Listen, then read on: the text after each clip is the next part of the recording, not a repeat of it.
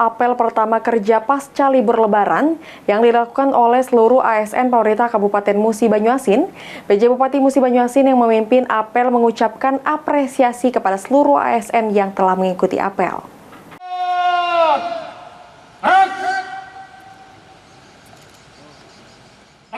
Mengawali kegiatan setelah libur Lebaran Idul Fitri, pemerintah Kabupaten Musi Banyuasin menggelar apel dan halal bihalal bersama seluruh jajaran ASN, honorer dan tenaga kontrak di lingkungan pemerintah Kabupaten Musi Banyuasin.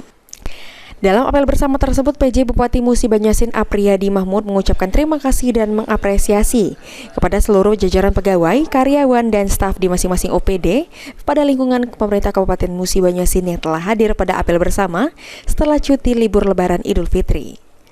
Apel pertama ini penting karena mengawali kegiatan setelah libur panjang untuk memastikan pelayanan kepada masyarakat dan publik harus dilakukan pada hari pertama masuk kerja.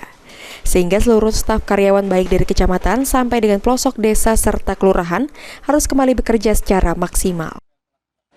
Kita apel pagi hari ini dalam rangka pertama setelah pasca Lebaran Hari Raya Idul Fitri 1445 Hijriah, karena sudah cuti cukup lama dan hari ini mengawali kerja kita sekaligus kita apel bersama untuk berhalal bihalal supaya kebiasaan yang dilakukan di jajaran pemerintah Kabupaten Musi Banyuasin ini, tradisi ini kita lakukan terus setiap tahun sekaligus bersilaturahim, berhalal bihalal, bersapa, bertanya kabar dengan kawan-kawan ASN di pemerintah Kabupaten Musi Banyuasin dan juga mengajak kawan-kawan ini untuk mulai aktif bekerja, jangan lagi nawar.